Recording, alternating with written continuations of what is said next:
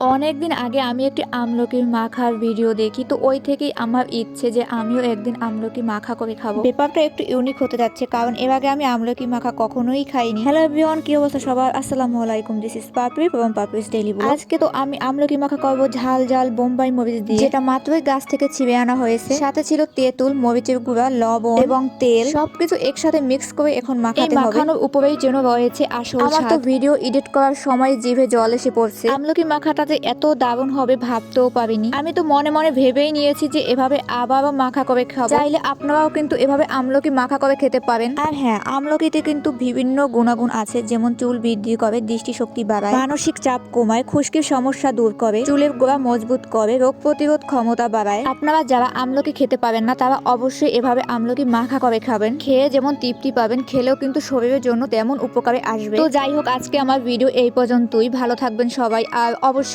আমার ভিডিও যদি আপনাদের কাছে ভালো লাগে তাহলে আমার পেজটিকে ফলো দিয়ে রাখবেন। ভালো থাকবেন সবাই, আল্লাহ হাফেজ।